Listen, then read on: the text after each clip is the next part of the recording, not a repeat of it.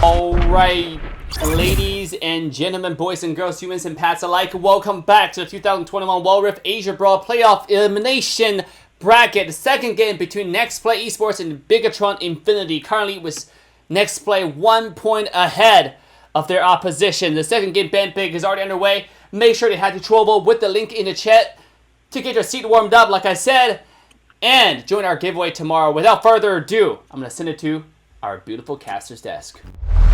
Thank you, Dave. Isaiah here with Excondrel. We are now on match point for Nexplay Esports up against Bigetron Infinity. Despite that one lead already, we can still see the potential for Bigetron Infinity to potentially even make a comeback, maybe put this game onto a 1-1 score.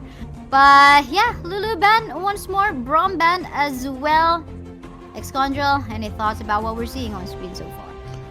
Yeah, Lulu ban makes sense, clearly. Obviously, lots of great combinations with Lulu in that sense. And I think Brawl, I genuinely believe him to be one of the strongest supports when played correctly. Like, you saw how powerful he is at level 1, especially paired with the right types of champions. The Akali this time was not banned, however. That was a target ban against Nexplay, and they are going to take it in the draft on this second rotation. So again, that was banned previously. I'm excited to see how they execute on a champion that can be relatively difficult to play, given it was banned in that first game.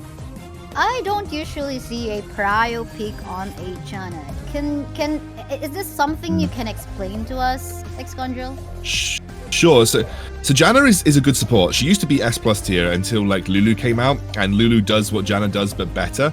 Janna is still an incredibly good defensive support for a hyper carry though, and it also does work well with Jhin in the sense that you can really boost his damage output on his 4th shot with the shield. It is also a relatively solid counter into Alistar, and given the Brawl and Lulu bans, the next best support is likely an Alistar. So if you're predicting an Alistar, and you don't want to play it because it doesn't fit the style of composition that you're running, then you go for the Janna. And the Janna in this scenario, with the draft that we're seeing, if you get the Zed locked in and the Akali, you're not looking for a team fight support. I mean, Janna does have the ability to act as a team fight support, don't get me wrong, but you're probably looking for a support that's going to be more defensive and maybe looking to disengage much more so than anything else. So if the Zed and the Akali gets locked in, we're looking at a 1-3-1 style composition, a double lane split push with the rest of the team sat in the mid lane, and that's where Janna really shines. She's great at disengaging. She prevents any hard engage coming through when timing her tornadoes right, and so this really plays into two really strong solo laners, and Janna just basically constantly disengaging and protecting anything else that's happening on the rest of the map. Looks like this is going to be a very interesting match, or round rather, for these two teams, because you can see that seemingly like, okay, looks like both of these teams want to go for a lot of assassin plays. You know, we got an Akali, we got a Zed, we got a laziness as well, match that one up with a Kai'Sa, a Fiora as well, Wukong. So I'm so excited on what strategy, what they want to pull off in this game. So regardless if this is going to be an Ahri or a Fizz, the same thing, looks like they're going to go for pick-offs in this round. Yeah, they're looking for, like you said, the individual picks here. They've got the Gragas support as well, which is interesting. Gragas is actually like you can go for like a flash engage with Gragas.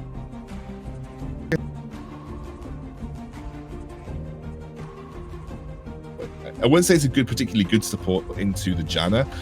Janna can disengage from the Gragas body slam relatively easily. So yeah, I'm kind of favoring Nexplay, but the caveat here, the caveat with any 1-3-1 like split push style of composition is that if you don't get Akali and Zed into the lead, this composition will fall apart as quickly as you put it together. You need to have your solo laners do well so that they can exert good 1v1 pressure in the side lanes. Especially if you left that Jhin all alone. Yes, he's got massive damage, but you know, if you compare that to the mobility of the Kai'Sa, then Kai'Sa definitely got an upper advantage. Not to mention her ability to just go for a killer instinct and just chase you up wherever you are. You know, we know that maybe yes, there's a curtain call coming in from the Jhin, but if you are found by the Kaisa, then you can be in a dangerous position. Let's see how this will go. In terms of CC though, I'm liking what the Ari got in here as well, so as the Gragas. Let's just see if they'll find the proper opportunity to even pull that one up. I don't see though that Nexplay is planning to gather up all together. Again, they might be just going for some pickoffs. Yeah, I think when you've got the Ari, you're clearly looking to like try and find and isolate someone, right? You're looking for the individual damage. One of the things that I do think that Bigetron has got going for them, Kasaya, is the fact that obviously Fiora excels in a side lane, right? If she can keep pace with her side laner, she's obviously going to be able to match the 1v1 pressure relatively well. Ari can also do that, but obviously you would prefer her not to. This is it. I've never seen a 1-3-1 composition executed well in competitive play in Wild Rift as of yet. I'm really looking forward to see if Nexplay can make it happen, because it's a very difficult style of composition to pull off. But obviously you have the tools to do so, plus the hyper mobility of the Lee Sin is going to allow him to dash between those lanes and aid either of the side lanes if things go wrong. I think if you're Bigetron, you actually do want to try and force fights. You've got the Wukong, you've got the Gragas. Ari, like you said, can look for the individual pickoff and the charm, and you can always have either Fiora look for a flank or just hold one of the side lanes versus the split pushes. But I think you clearly, as Bigetron, you want to force the issue by heading to neutral objectives like the Dragon, the Rift Herald, and eventually the Baron, and just saying, okay, look, continue to split push, but we are going to take objectives. If you don't come, you're losing objectives. And if obviously if Nexplay aren't able to abuse that enough in the side lanes, if they're not able to get those turrets quickly enough or get onto inhibitor turrets quickly enough, they're just giving up objectives for free. So the early game is going to matter a lot. The laning phase for the Akali and the Zed is going to matter even more so. If they do not get ahead, or they don't get into a point where they're able to threaten 1v1 plays or threaten 1v1 kills enough, then I feel like Bigetron have the advantage. A lot of it will come down to how Nexplay can play this laning phase out through their mid lane and top lane. In the laning phase, in the early stages of the game, we might be seeing the Gragas Kaisa combo dominating up against Jhin and the Janna, primarily because, okay, the Gragas can also poke out the members of Team Nexplay, Janna and Jhin in their lane, but we'll see about that. They gotta be careful definitely on the overextensions, but I think I'm gonna give my duo lane prediction to be on the upper hand in favor of Bigetron. But you know, in terms of team fight, it's gonna be a different story, or maybe even the strategy itself, because I don't really see Nexplay Esports in here going for team fight plays, but rather the 1-3-1 setup that you have been mentioning. Hopefully this is something that they can also pull off and showcase to us that, okay, this is something that can be done as well here in Wild. Yeah, exactly, and I think people have attempted it. Don't get me wrong; I have seen teams attempt it, but even in regular PC League, it is a difficult strategy to pull off effectively. Even the very top level pro teams in like the LEC and the LCS, they often fail to execute a 1-3-1 the way that it was designed to be played out. It relies a lot on individual skill. It relies a lot on succeeding in the laning phase more so than anything else. One of the good things about Zed in this game is that he's very good at forcing 1v1s. So he's a really, really good split pushing side lane threat. So Chuli is going to be where I'm keeping my eyes. Like if he can pop off on this Zed, I don't know if there are many people that can actually hold him in the side lane. So really for the mid lane might be the focus if I with the Lee Sin. So yeah, I'm excited to see if they can do this. Obviously, on the other side, though, Bigetron need to win here, Kasaya. If they don't, they're out of the tournament. Oh yes, one will definitely be going home. So here we go. We are now in the battlefield. Take a look at where the teams are planning to go. Looks like they're gonna be no invade, but Falcon here is showing himself in the map. No, he's just gonna go place some wards right over there. And yeah, I mean, no invades so far for this game. I like it. I like no invades. I think invades are always a bit coin flip, and so I think like when you're in a really intense game, just avoiding that coin flip is important. Oh my word, I see this a lot from Asian teams. The support will roam mid, just to put a little bit of pressure down in a matchup that is quite difficult. And you can see, like, obviously a melee matchup for like an Ari is quite easy. You can abuse with the basic attacks.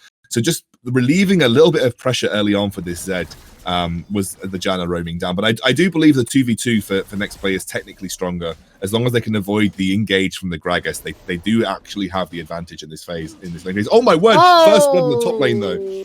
Yes, and that was Horizon. Yeah, we've seen a lot of Akali bans, and primarily maybe this is the reason why they keep on banning out the Akali, especially onto the hands of Horizon. Horizon, he's showed a lot of good assassin plays even during the group stages, if I can recall it correctly, and really showing some good. So let's see how this will go.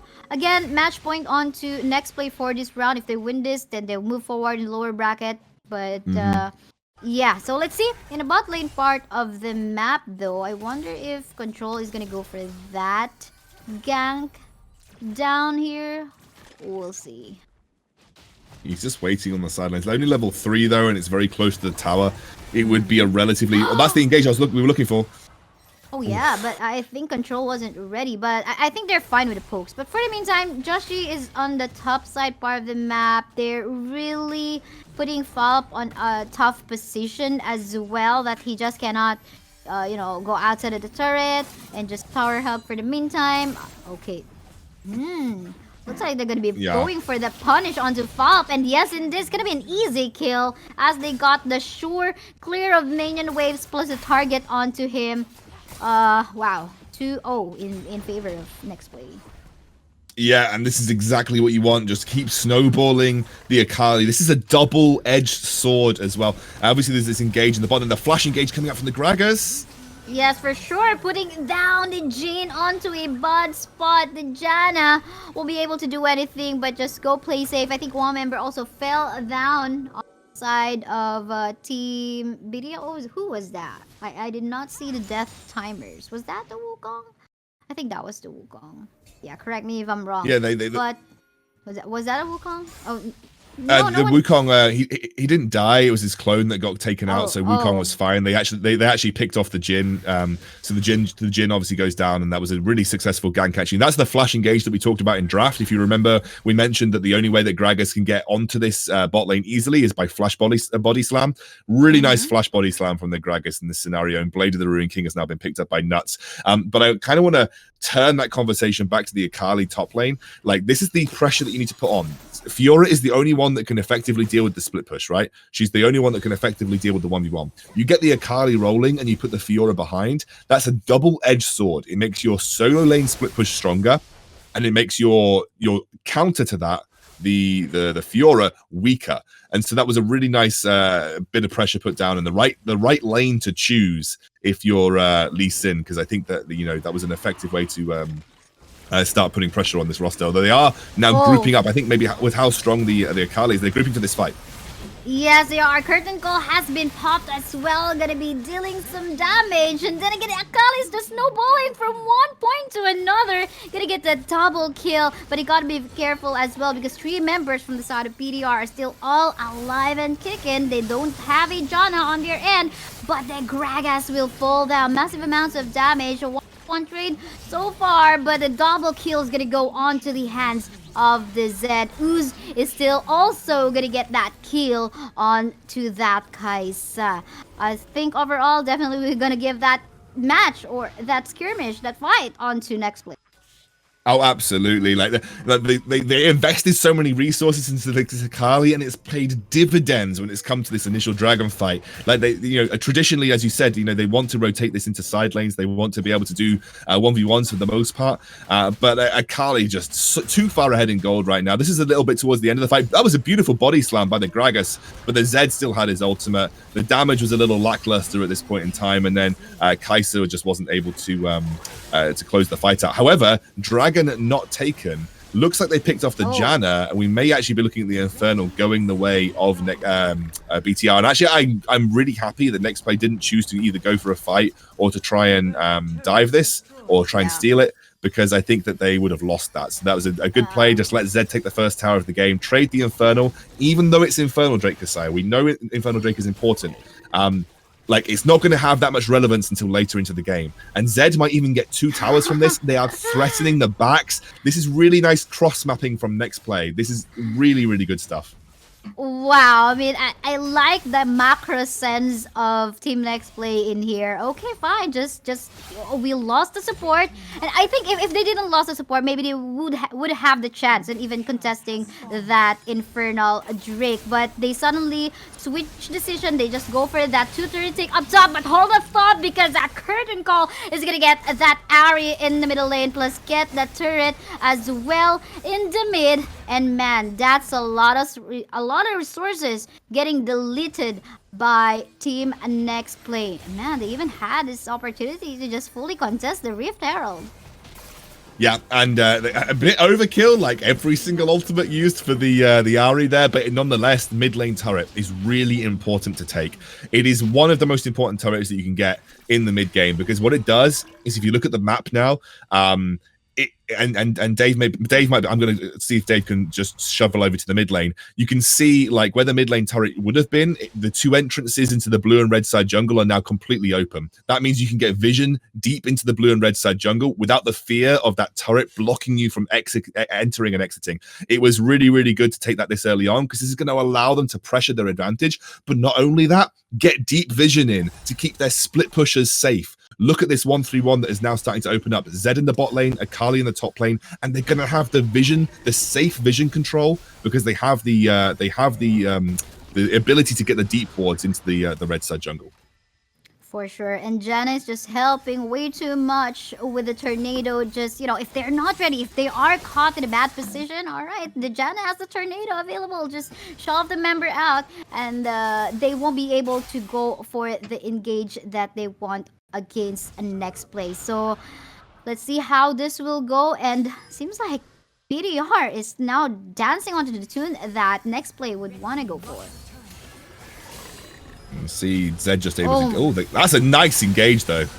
Yes, they're gonna go here under the turret, or here in the bottom lane part of the map of Team Nexplay. While we can see Lee Sin going for the top side push. Now it's just Choli available, up alive, gonna get that kill onto that Wukong. But man, look at that inhibitor turret is gonna go open in here. Now the Nexus is wide open up top. Wow, the macro decisions of Nexplay. They know they can't fight 5v5. So sometimes they just force OK to just fight back because it is Team BDR going for the engage. But for the meantime, 1v1 fight, make it 2v1 fight ongoing into the mid with the Janna onto the backup. But then again, not gonna secure the kill. Onto the Kai'Sa. Kind of fell short. I mean, Kai'Sa, she deals a lot of damage even early game time. So it's kind of hard to deal with. But yeah. I mean, versus Kai'Sa, you want to make sure you're not isolated, because you want to spread the first ability missiles across many targets. If you're isolated, you could take the full damage from it, and that's where she really starts to shine.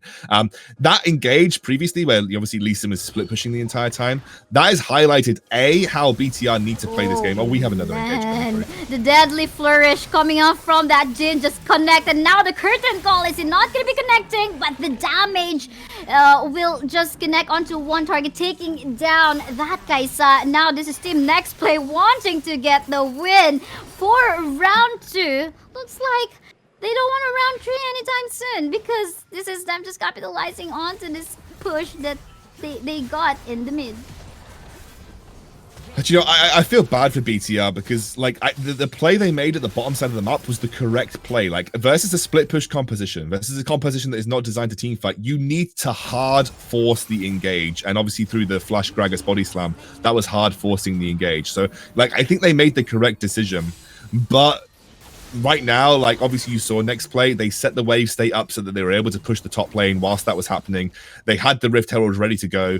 They'd just taken too many early game advantages that allowed them to play into sort of using that split push effectively.